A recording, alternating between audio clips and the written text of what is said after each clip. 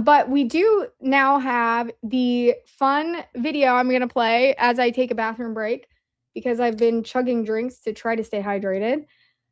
But on April Fool's Day in 1957, the BBC convinced 8 million Britons that spaghetti grew on trees in Switzerland with a budget of £100.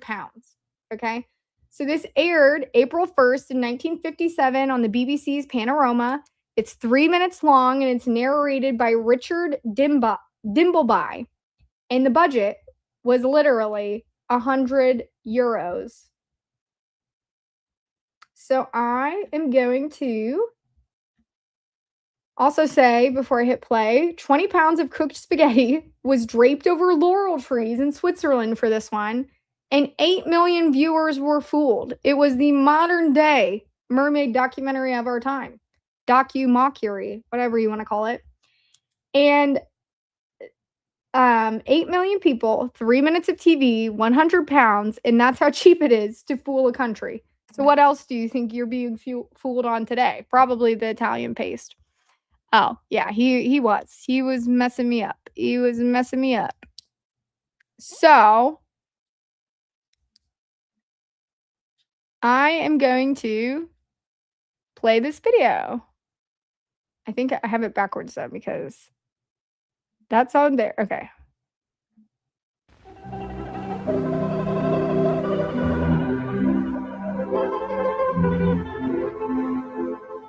It isn't only in Britain that spring this year has taken everyone by surprise.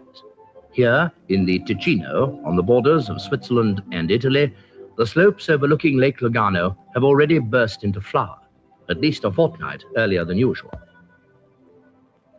But what, you may ask, has the early and welcome arrival of bees and blossom to do with food? Well, it's simply that the past winter, one of the mildest in living memory, has had its effect in other ways as well. Most important of all, it's resulted in an exceptionally heavy spaghetti crop. The last 2 weeks of March are an anxious time for the spaghetti farmer. There's always the chance of a late frost, which, while not entirely ruining the crop, generally impairs the flavor and makes it difficult for him to obtain top prices in world markets. But now these dangers are over, and the spaghetti harvest goes forward. Spaghetti cultivation here in Switzerland is not, of course, carried out on anything like the tremendous scale of the Italian industry. Many of you, I'm sure, will have seen pictures of the vast spaghetti plantations in the Po Valley. For the Swiss, however, it tends to be more of a family affair. Another reason why this may be a bumper year lies in the virtual disappearance of the spaghetti weevil, the tiny creature whose depredations have caused much concern in the past. After picking, the spaghetti is laid out to dry in the warm alpine sun. Many people are often puzzled by the fact that spaghetti is produced at such uniform length, but this is the result of many years of patient endeavor by plant breeders who've succeeded in producing the perfect spaghetti. And now the harvest is marked by a traditional meal. Toasts to the new crop are drunk in these poccolinos, and then the waiters enter bearing the ceremonial dish. And it is, of course, spaghetti, picked earlier in the day, dried in the sun, and so brought fresh from garden to table at the very peak of condition. For those who love this dish, there's nothing like real homegrown spaghetti. So, everything we learned about Marco Polo bringing pasta to Italy traces back to this single trade magazine on the screen here on the right. And it was from October of 1929. The pasta company invented the story, they built a marketing pipeline to push it, and they got it into Hollywood. They got it into our textbooks as well, which is interesting when you think about that. And the reports indicate that it worked for 90 years because that was the plan. So in October of 1929, published in the Macaroni Journal, the official trade magazine as the National Macaroni Manufacturers Association, I thought that was funny that that's even a thing, was titled A Saga of Cathay, which is interesting because Cathay was China at the time. It was written as a fictional historical legend. The article invented a sailor on Marco Polo's expedition, literally named Spaghetti.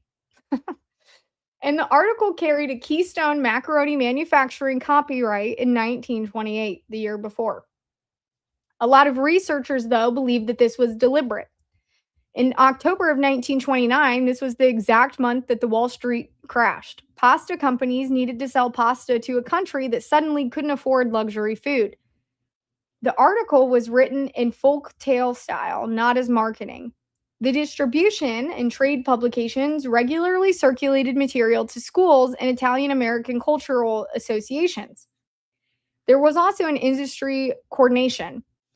So the food historian, which I would be a nerd that would want that job because I love the food that built America and all that stuff. Obviously, I'm talking about pasta today. And I did not wear it, but I have a whole pasta outfit. I have a pasta costume. It is saucy. I'm just joking. It's not saucy at all. I don't even know what that means. I said that as like a dumb dad joke, but it's a huge like sewing hoop. It's huge. And it has meatballs and pasta on it with suspenders. I made it. But Jane Grigson, the historian, traced the spread of a myth to a Canadian spaghetti company running in the same period.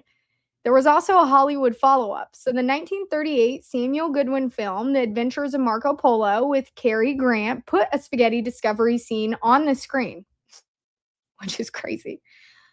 They didn't call him Giovanni or Marco. They named him Spaghetti, and a marketing brand built into this folk tale still repeated by some today. But it is definitely false. Romans ate laganum in the 1st century BCE, 1200 years before Marco Polo. In the ancient Jewish texts, it mentions Atrium in the 3rd and 4th centuries.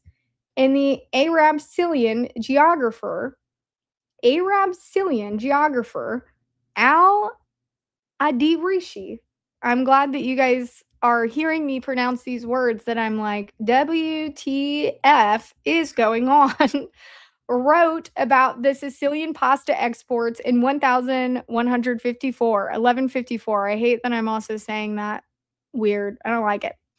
Over 100 years before Marco Polo was born. Marco Polo himself wrote the Chinese noodles were like ours. And the pasta company wrote one paragraph in 1929. Hollywood ran with it in 1938. And then the textbooks were copying it by the 1950s. The marketing won. Literally. So then we have the futurist war on pasta. So in the year after the 1929 article, we have an Italian poet declaring war on pasta. An Italian fascist poet tried to abolish pasta in 1930. He said that pasta makes people lazy. It does. It always makes me want to take a nap. Except I really do like the feta pasta. That one doesn't make me lazy, but